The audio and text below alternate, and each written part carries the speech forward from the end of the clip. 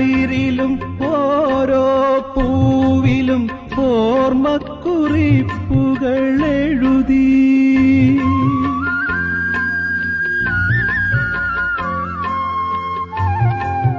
ഓരോ തളിരിലും ഓരോ പൂവിലും ഓർമ്മക്കുറിപ്പുകൾ എഴുതി.